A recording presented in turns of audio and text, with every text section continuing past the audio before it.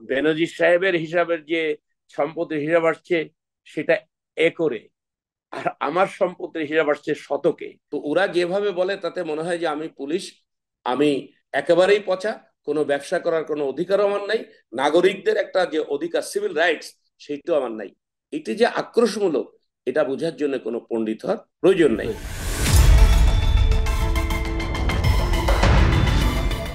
মানব জীবনের রিপোর্টটা আমি দেখেছি। এই রিপোর্টটা পুরোপুরি সত্য নয়, বাট এখানে কিছু তথ্য আছে যার সত্যতা রয়েছে, কিছু তথ্য আছে যেটা বিকৃত করে উপস্থাপিত হয়েছে, কিছু তথ্য আছে যেটা আদৌ এই ধরনের কোনো সম্পদের আমার কোনো অস্তিত্ব নেই। এবং টাকার পাহাড়, অর্থের পাহাড়, বাড়ি আর বাড়ি, গাড়ি আর গাড়ি ইত্যাদি, এই অভিযোগগুলো ভিত্তিহীন, উদ্দেশ্য প্রণোদিত এবং আক্রোশমূলক, প্রতিহিংসামূলক, যার মধ্যে সত্যতা নেই, যার মধ্যে কোনো বাস্তবতা নেই। মূলত আমি মনে করি আমাকে এবং আমার পরিবারকে সামাজিকভাবে হেয় প্রতিপন্ন করার জন্য, বাংলাদেশের মানুষের কাছে আমার যে একটা ভালো ইমেজ, ভাবমূর্তি রয়েছে সেটাকে নষ্ট করার জন্য একটি অর্গানাইজড গ্যাং পরিকল্পিত একটা ষড়যন্ত্র করেছে, এই শুধুমাত্র আমাকে মেলাইন করার জন্য।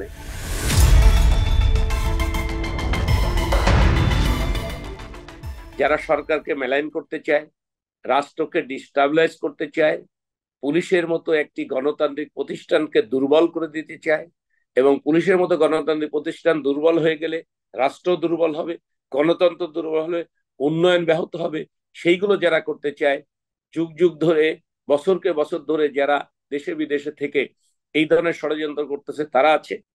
আর একটা আছে হলো আমার লোকাল পলিটিক্স।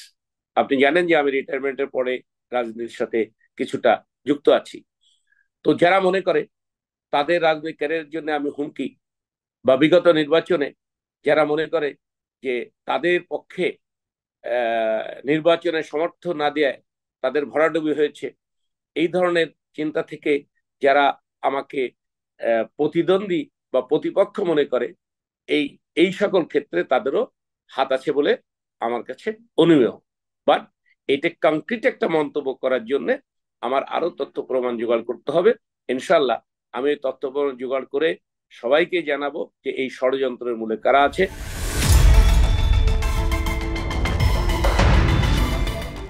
দুটো কেস সম্পূর্ণ আলাদা, সম্পূর্ণ ভিন্ন, সম্পূর্ণ আলাদা আঙ্গিকে। কারণ বেনজির সাহেবের হিসাবের যে সম্পত্তির হিসাব আসছে সেটা একরে, আর আমার সম্পত্তির হিসাব আসছে শতকে। তো দুটো কিন্তু এক কেস না। আর আরো অনেকগুলো বিষয় আছে, কেস টু কেস হবে, একজনের সাথে আর একজনের মেলানো ঠিক হবে না। এবং একই কারণে এটা হচ্ছে বলে আমি মনে করি না।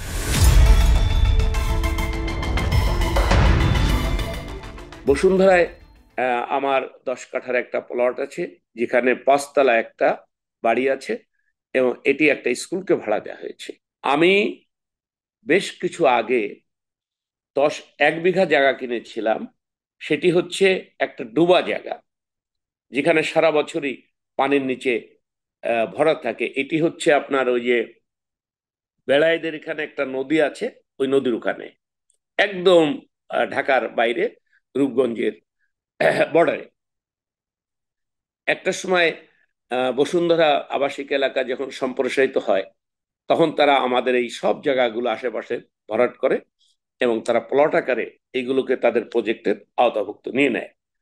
তখন আমি বসুন্ধরা কর্তৃপক্ষের সাথে যোগাযোগ করি যে আমাদের জায়গা যে আপনারা দখল করে নিলেন, ভরাট করলেন, এখন আমাদের কি হবে। তোমরা প্রথমে চেষ্টা করেছিল আমাকে জমির একটা ভ্যালু ধরে টাকা দেওয়ার জন্য, তা সেটা আমি রাজি হইনি। আমি বলেছি না, এই জায়গাটা আমি অনেক আগে কিনেছি, একটা নিচু ভূখণ্ড। ইচ্ছা ছিল যে হয়তো কালে কোশ্চিনে কোনো সময় এটা আহ, আহ, ই হবে, টাউনশিপ হবে, এবং তখন হয়তো আমি এইখানে মাটি ভরাট করে এটাকে একটা, মানে আমার এই সম্পত্তির একটা ভ্যালু অ্যাড হবে। তো হাওয়ার তখন তারা আমার সাথে বিভিন্ন আলাপ আলোচনার মাধ্যমে, তাদের একটা রুল আছে আপনি জানেন, যে কারোর জমি নিয়ে ফেললে হয় টাকা দিবে, অথবা যদি জমি দেয় তাহলে একটা অংশ তারা জমি দেবে, সেই 1 বিঘার পরিবর্তে একটা বিনিময় দলিলের মূল্যে 10 কাঠা একটা প্লট বসুন্ধরা আমার নামে বরাদ্দ করে। আমি তখন পুলিশের চাকরি থেকে রিটায়ার করেছি। রিটায়ার করার পরে আমি, আপনি জানেন যে রিটায়ারমেন্টের একটা বেনিফিট, মোটা অঙ্কের একটা টাকা পাওয়া যায়, সেইটা, এবং আমি সাউথ ইস্ট ব্যাংক থেকে একটা হোম লোন নিয়েছি। নিয়ে আমার স্ত্রীর নামে যে 10 কাঠা জায়গা পাইলাম আমি বিনিময় মূল্য বসুন্ধরা থেকে, সেইখানে এই হোম লোনের টাকা এবং আমার রিটায়ারমেন্ট বেনিফিটের টাকা, সেইগুলো মিলিয়ে সেইখানে কিন্তু আমরা 5 তলা একটা ভবন তৈরি করেছি। আপনি জানেন যে এখানে প্ল্যান কিন্তু আছে G+9, কিন্তু অর্থাভাবে আমরা G+9 করতে পারি নাই, আমরা G+5 করেছি, যেটি আমাদের অর্থে সংকলন হয়েছে লোন নিয়ে।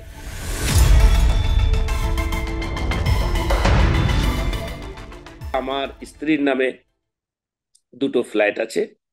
একটা ফ্ল্যাট আছে রাজধানীর ইস্কাটনে, 13 ইস্কাটন গার্ডেন, সেখানে 2800 স্কোয়ার ফিট একটা ফ্ল্যাট আছে, যেটি 2001 সালে আমি আমার স্ত্রীর নামে ক্রয় করেছিলাম। কারণ আপনি জানেন যে 2001 সালে থেকে 2006 সাল পর্যন্ত বছরে 4টা থেকে 5টা বদলি হতো আমার। আরআরএফ, পুলিশের যত dumping posting, RRF, battalion, railway police, training school, এমন কোনো জায়গা নাই যে আমার বদলি হয় নাই বছরে 3বার 4বার করে। তখন আমার ফ্যামিলিটা, ছেলেমেয়েরা ছোট, তাদের লেখাপড়ার জন্য একটা ফ্ল্যাটের প্রয়োজন ছিল। এই 2800 স্কোয়ার ফিটের ফ্ল্যাটটি আমি তখন ক্রয় করি, এবং সেখানে একটানা 10 বছর আমি ছিলাম। তৎপরবর্তীতে আমার মেয়ে মেডিকেলে ভর্তি হলো ধানমন্ডিতে, আমার ছেলে মাস্টার মাইন্ড স্কুল ধানমন্ডিতে ভর্তি হলো।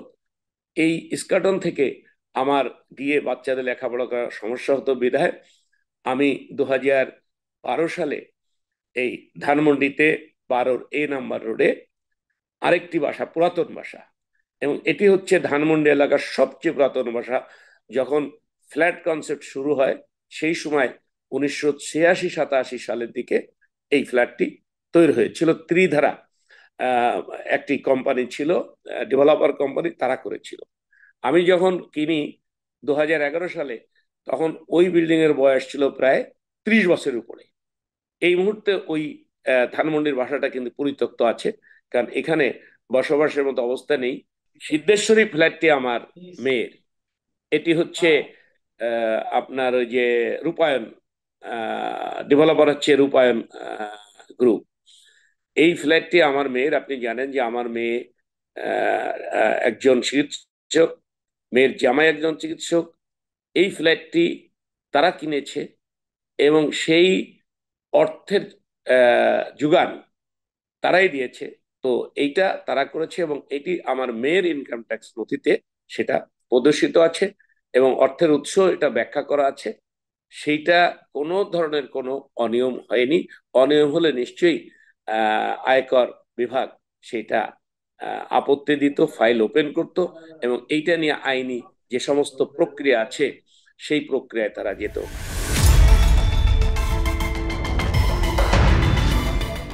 ধানমন্ডির বাসাটা যখন বসবাসের অযোগ্য হয়ে যায়, তখন নিকুঞ্জ, আপনি জানেন নিকুঞ্জের প্লট কিন্তু 3 কাঠা, এবং এখানে একটা ফ্লাই জোন হওয়ার কারণে এখানে হাইট রেস্ট্রিকশন আছে, 42 ফুটের উপরে বাড়ি করা যায় না।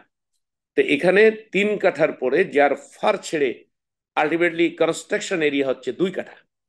এই 2 কাঠার পরে আমার একটা 3 তলা বাড়ি আমি করেছি ভেরি রিসেন্টলি, এবং ওই বাড়িতে আমি ধানমন্ডি থেকে এসে ওই বাড়িতে আমি উঠেছি আজ 5 মাস হলো।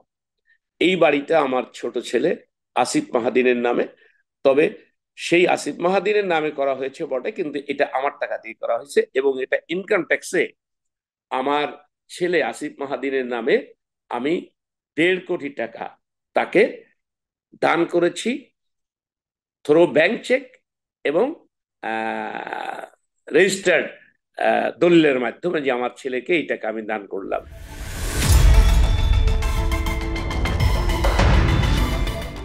আফতাবনগরে যে 21 কাঠা জায়গার কথা বললেন, 21 কাঠা জায়গা আমার একার না।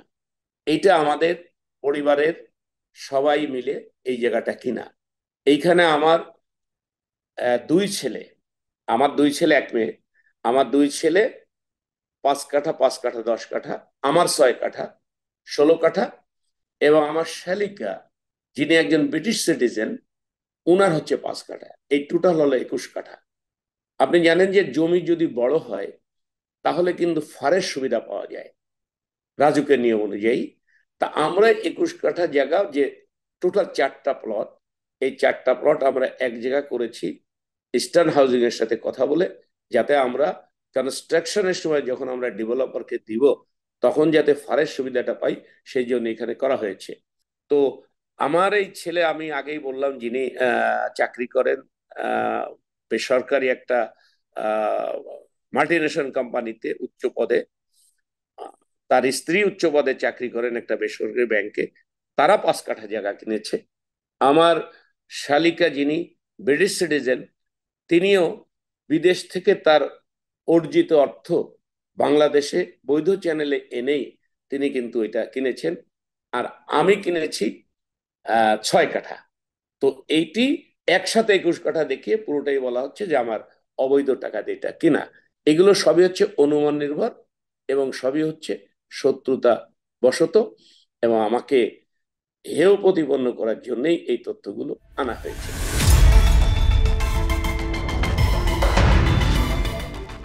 পূর্বাঞ্চলে আমার একটা প্লট ছিল, যেটি আমি 2001 সালে রাজুকে আবেদন করি, এবং আবেদনের প্রেক্ষিতে 17 নম্বর সেক্টরে আমাকে 5 কাঠা জমি বরাদ্দ করা হয়।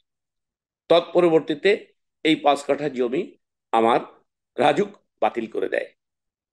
বাতিল করে দেওয়ার পরে তখন আমি রাজুকে একটা আবেদন করি যে আমার স্ত্রীর নামে, যেহেতু আমার জমিটা বাতিল হলো, অতএব এই ক্ষতিপূরণ হিসাবে আমার স্ত্রীর নামে একটা প্লট বরাদ্দ করা হোক। রাজু সদয় বিবেচনা করে, যেহেতু আমার প্লটটা বাতিল করেছে তারা তাদের টেকনিক্যাল কারণে, সেই কারণে আমার ওয়াইফের নামে ওর ক্ষতিগ্রস্ত হিসাবে 7.5 কাঠা জমি বরাদ্দ করা হয় 1 নম্বর সেক্টরে। এবং এই 7.5 কাঠা জমি ছিল একটা কর্নার প্লট, এবং এটি একটা ভালো লোকেশনে ছিল। আমরা আমাদের বিভিন্ন আর্থিক সমস্যা বিবেচনা করে আমরা এই প্লটটা বিক্রি করে দেই। এই যে বসুন্ধরা যে বাড়ির কথা বললেন, এই বসুন্ধরা বাড়ি করতে গিয়ে যে আমি ব্যাংক লোন নিয়েছি, আমার রিটায়ারমেন্ট টাকা আছে, আর এই যে 7.5 কাঠা বিক্রি করলাম, এই 7.5 কাঠা বিক্রি করার পরে এইখান থেকে কিছু টাকা এই বসুন্ধরা বাড়ি নির্মাণে আমরা খরচ করেছি। আর বাকি টাকা দিয়ে আমরা 10 কাঠার একটা প্লট কিনেছি। এখন আপনার প্রশ্ন হতে পারে, আপনি 7.5 কাঠা বিক্রি করলেন, 10 কাঠার একটা প্লট কিনলেন, আবার সেখানে টাকা সাশ্রয় করে বসুন্ধরা বাড়িতে লাগালেন, এটা কিভাবে? এটা এইভাবে, ওই 7.5 কাঠা প্লট ছিল 75 ফুট এবং 30 ফুট রোডের একটা কর্নার প্লট। ওইটা আমি যে দামে বিক্রি করেছি, এবং 10 কাঠা প্লট আমি যেটা কিনেছি এটা হলো 30 ফুট রাস্তার পাশে একটা গলি রাস্তা।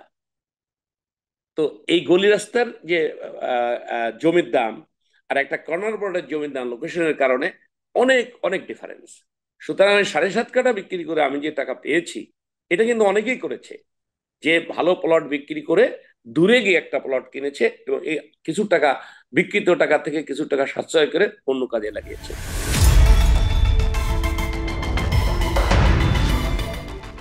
আমাদের বাড়ি ফরিদপুর, সেখানে সেখানে আমার জমি আছে, ধরেন আমার পৈতৃক এবং উত্তরাধিকার সূত্রে প্রাপ্ত, এই সব মিলে ধরেন আমার জমি আছে প্রায় 40 বিঘার মতো। আরো আছে ভাঙাতে, ভাঙাতে আমার বড় ছেলের নামে ওখানে জমি আছে 80 শতক। কালীগঞ্জের চাঁদখোলা মৌজা, যেটি হচ্ছে ধানি জমি, বছরের 6 মাসের বেশি পানির নিচে থাকে, এইখানে আমার ওয়াইফের জমি। এক্সাক্ট কত হচ্ছে জানি না, সম্ভবত আমি যতটা জানি এটা 100 শতক, অর্থাৎ 1 একরের মতো হবে। এটা একটা নিচু জমি, এটাও ব্যবসায়িক উদ্দেশ্যে কেনা।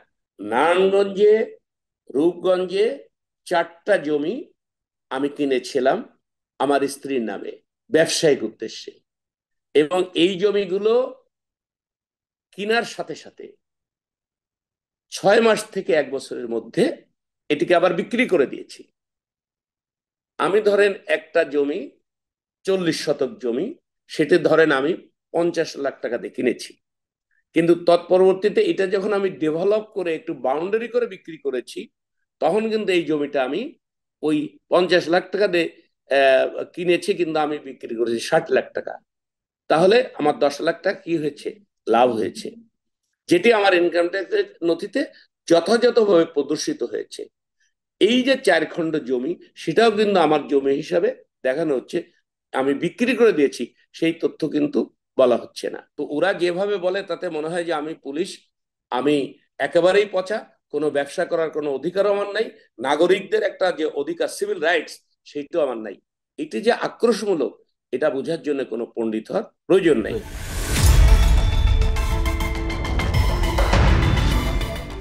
আমার বা যে কোনো সরকারি কর্মচারীর আয়ের উৎস শুধুমাত্র চাকরির বেতন ভাতা নয়, এক একজনের ক্ষেত্রে এক এক রকম। আমার আমার ব্যক্তিগত আয়ের উৎসগুলো বলি। আমার ব্যক্তিগত আয়ের উৎস হলো আমার চাকরির বেতন ভাতা দিই।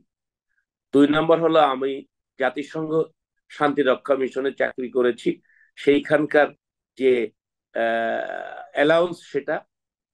3 নম্বর হলো রিটায়ারমেন্ট কালে আমরা আমাদের যে টাকা পাই, সেটার পরিমাণ প্রায় 15-2 কোটি টাকা, আমি বা আমার র্যাঙ্কের যারা আছে, গ্রেড অন সচিব পদ থেকে যারা রিটায়ার করে।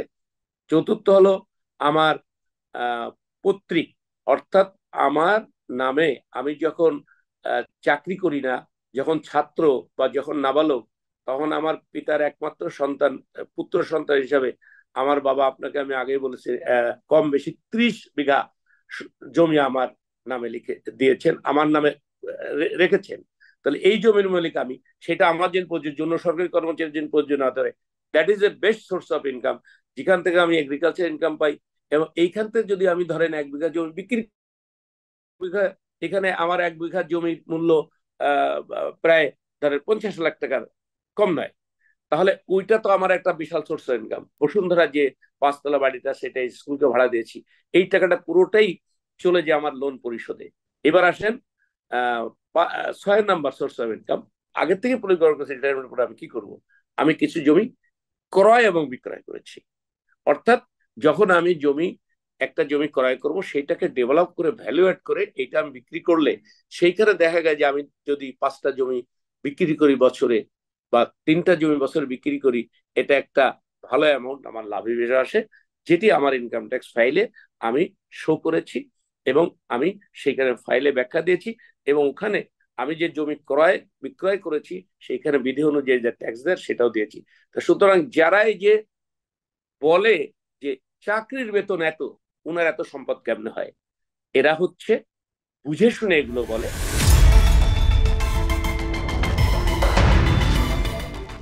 আমি সুস্পষ্টভাবে, দৃঢ়ভাবে আপনাকে বলতে চাই, আমার এমন কোনো সম্পত্তি নেই, আমার পরিবারের এমন কোনো সম্পত্তি নেই যেটি আমার জ্ঞাত আয় বহির্ভূত বা আমার জ্ঞাত আয়ের সাথে সামঞ্জস্যপূর্ণ নয়।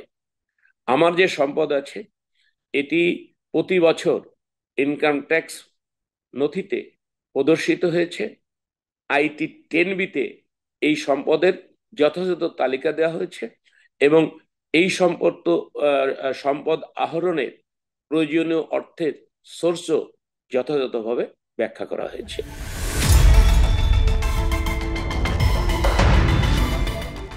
আমি ঢাকা থেকে এসছি, আমার দুটো কাজ। একটা হলো আমার ছেলের কনভেনশনে জয়েন করবো আমেরিকাতে, আর একটা হলো আমি চিকিৎসা করাবো। এটা 12 তারিখে, আর মানব জীবনের রিপোর্টটা হচ্ছে 14 তারিখে। তাহলে বলা হচ্ছে যে আমার বিরুদ্ধে এই অবৈধ সম্পদ অর্জনের অভিযোগ আসার সাথে সাথে আমি পলাতক হয়েছি। আমি সিঙ্গাপুরে গিয়েছি, আমার চিকিৎসার কাজ সম্পূর্ণ করেছি, সেখান থেকে আমি আমেরিকা এসেছি আমার ছেলের কনভোকেশনে অ্যাটেন্ড করার জন্য। তো এখান থেকে আমি বাংলাদেশে ব্যাক করব পরশু দিনে সকালবেলা আমার ফ্লাইট।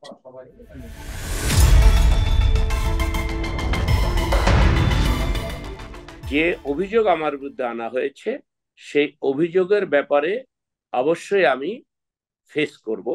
এই ব্যাপারে আমার মানসিক পরিপূর্ণ প্রস্তুতি রয়েছে, কারণ আমি নিজে জানি যে আমি কোনোদিন আমার এই দীর্ঘ জীবনে কোনো অন্যায় করিনি, কারোর হক নষ্ট করিনি, অবৈধ সম্পদ অর্জন করিনি এবং অবৈধ অর্থ উপার্জন করিনি। সুতরাং এটা ফেস করার জন্য আমি মানুষের প্রস্তুত। দুদক বলেন, ইনকাম ট্যাক্স বলেন, বিধিবদ্ধ সরকার অন্য কোনো প্রতিষ্ঠান বলেন, যখনই আমাকে আমার সম্পদের হিসাব চাইবে, এই সম্পদের হিসাবটা দ্রুততম সময়ের মধ্যে আমি দেব এবং এটি নাগরিক হিসেবে আমি দিতে বাধ্য।